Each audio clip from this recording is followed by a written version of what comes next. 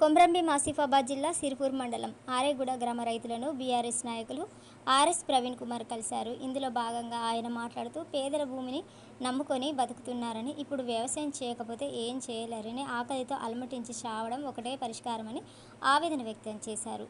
కేసీఆర్ ప్రభుత్వం పేదలకు భూమి పట్టాలు ఇచ్చి, లోన్లు ఇచ్చి వ్యవసాయాన్ని రైతులను ఆదుకుంటే కాంగ్రెస్ ప్రభుత్వం భూమి గుంజుకుంటూ రైతులను రోడ్డున పడేసిందని విమర్శించారు. ఇప్పుడు రైతులకు పట్టా పాస్ పుస్తకాలు ఉన్నా తమ భూముల్లోకి వెళ్తే అటవీ అధికారులు అరెస్టు చేస్తామని బెదిరిస్తున్నారని రైతులు ఆందోళన వ్యక్తం చేశారు. అయితే టైగర్ జోన్ పేరుతో 50,100 ఎకరాల వ్యవసాయ భూమి ఉన్న భూస్వాములను వదిలేసి అటవీ అధికారులు కేవలం 2-3 ఎకరాలున్న పేద రైతులను వేధించడం ఏంటని మండిపడ్డారు. అధికారులు ప్రభుత్వం పట్టించుకోకపోతే ఈ రైతులు ఆకలి చావుల అంచున బిక్కుబిక్కుమంటూ చనిపోయే పరిస్థితి ఎదురవుతుందని, టైగర్ జోన్ జీవో పేద ప్రజల ప్రాణాల మీదకి వచ్చిందని, 50 ఏళ్ల నుండి వ్యవసాయం చేసుకుంటున్న రైతులకు ఎలాంటి సమస్య లేదు. ఇప్పుడు రేవంత్ రెడ్డి సర్కార్ వచ్చి రైతులకు కన్నీళ్లు తెచ్చిందని, ఇన్ఛార్జ్ మంత్రి స్థానిక ఎమ్మెల్యే ఏం చేస్తున్నారని నిలదీశారు. కేసీఆర్ రైతులను రైతు బంధు, రైతు బీమా ఇచ్చారని, కాళేశ్వరం ప్రాజెక్టు నిర్మించి 1 కోటి ఎకరాలకు సాగునీరు అందించారని గుర్తు చేశారు. స్థానిక అటవీ అధికారులతో ఫోన్ చేసి మాట్లాడి పేద రైతులను భూముల్లోకి అనుమతించాలని కోరారు. పై అధికారులతో మాట్లాడి పరిష్కారం చూపాలని డిమాండ్ చేశారు.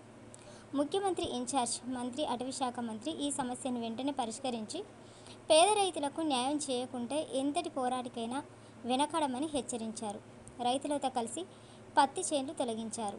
ఈ కార్యక్రమంలో బీఆర్ఎస్ పార్టీ మండల అధ్యక్షులు ఇస్లాంబిన్ అబ్దుల్లా, యూత్ అధ్యక్షులు రవి వర్మ, మండలం కోఆర్డినేటర్ ఇరమన్ మంగిలాల్, సీనియర్ నాయకులు షహీద్ చంద్, కో కన్వీనర్ మనస లక్ష్మణ్, పట్టణ అధ్యక్షులు ఎలముల నందజీ, సెక్రటరీ చౌదరి సంతోష్, లోఖండా సునీల్, గౌతమ్ రత్నాకర్ తదితరులు పాల్గొన్నారు. తిండి దొరకదు, ఆకలి చావులు చేస్తారు. ఉరి తప్ప రైతులకి ఏముండదు. నేను గౌరవ రేవంత్ రెడ్డి గారికి చేతులు జోడించి నేను రిక్వెస్ట్ చేస్తా ఉన్నా, అయ్యా మీరు వరంగల్ డిక్లరేషన్లో రైతు సంక్షేమ ప్రభుత్వం అన్నారు. మీరు ఎక్కడ స్పీచ్ ఇచ్చినా కూడా మాది ప్రజాప్రభుత్వం అని అంటా ఉన్నారు. అదేవిధంగా పొంగులేటి శ్రీనివాసరెడ్డి గారు పెంచికల్పేటకు వచ్చి రైతుల మీద చేయేస్తే అధికారులారా కబడ్దారన్నారు.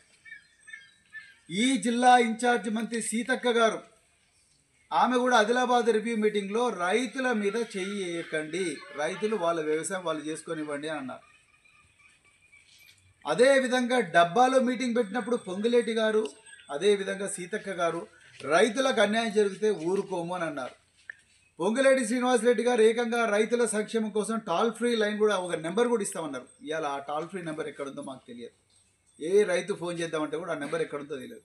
ఇప్పుడు సమస్య ఏంటంటే, గత ప్రభుత్వం కేసీఆర్ గారి సమయంలో వీళ్ళందరికీ కూడా భూమి యజమాన్య హక్కు పత్రాలు ఇచ్చిండ్రు. అన్నీ కూడా పట్టాదారు పాస్బుక్లు వచ్చినాయి.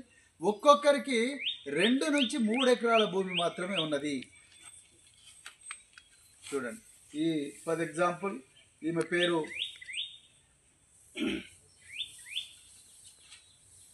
గౌరబాయ్. ఈ గౌరబాయ్కి కేవలం 2 ఎకరాల భూమే ఉన్నది.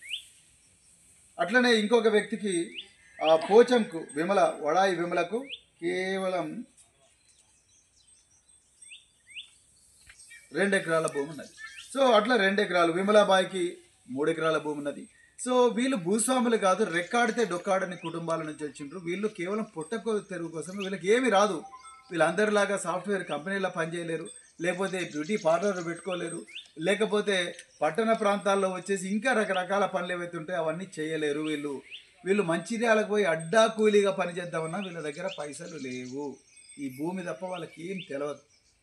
అలాంటి పరిస్థితిలో ఇవాళ మీ ఫారెస్ట్ అధికారులు వచ్చేసి మీరు భూమి మీదకి పోవడానికి వీలు లేదు అంటున్నారు. మరి ఏం చేయాలి? చావాలన్నా వీళ్ళు అందరు పోయి ప్రాణహిత నదిలో పడి చావాలన్నా?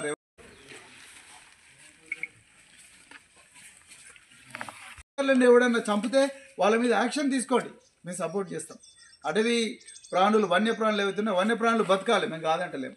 కానీ టైగర్ జోన్ పేరు మీద ఈ గ్రామాలను తీసేస్తాం, చీలపల్లిని తీసేస్తాం, మాలిని తీసేస్తాం, మాణిక్పటాన్ని తీసేస్తాం, ఆరెగూడని తీసేస్తాం, పూసుగూడని తీసేస్తాం, దుబ్బగూడని తీసేస్తాం, ఉడికిల్ని తీసేస్తాం, దిందని తీసేస్తాం, చిత్తామని తీసేస్తామని గ్రామాలను తీసేస్తుంటే వీళ్ళు చావడం తప్ప ఎక్కుంటుంటుంది. మీకు టైగర్లు ఎంత ముఖ్యమో మాకు మనుషుల ప్రాణాలు కూడా అంతే ముఖ్యం. అంతే తప్ప వీళ్ళు టైగర్ జోన్ పేరు చెప్పి వీళ్ళందరినీ ఊర్లు తీసేయండి, మీ సర్వే చేస్తాం, అది చేస్తాం, మొత్తం కథం చేస్తామంటే మేము తిరగబడ్డం తప్ప ఇంకో మార్గం లేదు. టైగర్ బతకొద్దని అంటలేము, టైగర్లు మంచిగానే ఉండాలి, మేము కూడా బతకాలి, మా పిల్లలు కూడా బతకాలి, మా పిల్లలు కూడా మీ అసోటి తిరిగా మరి ఉద్యోగాలు చేయాలి, పట్టణ ప్రాంతాలకు పోవాలి, మా పిల్లలు కూడా మంచిగా చదువుకోవాలి. మరి ఇదే విషయం చెప్తున్నా. అందుకని దయచేసి ట్రాక్టర్లు సీజ్ చేయడం కానీ, ఎడ్ల బండ్లు కచ్చులాలు సీజ్ చేయడం కానీ, అరకాలు సీజ్ చేయడం కానీ ఇవన్నీ చేయకండి. నేను ఇవాళ ఆఫీసర్లతో కూడా మాట్లాడినా, వాళ్ళు వెంటనే స్పందిస్తామని చెప్పిర్రు. మరి ఇదే విషయం మరొకసారి చెప్తూ మరి ఇంత గొప్పగా పోరాడుతున్న మిత్రులందరికీ, అదేవిధంగా వాళ్ళందరూ సపోర్ట్ చేస్తున్న బీఆర్ఎస్ పార్టీ సీనియర్ నాయకులు చాంద్ గారికి, అస్లాం గారికి, నందాజీ గారికి, ఇంకా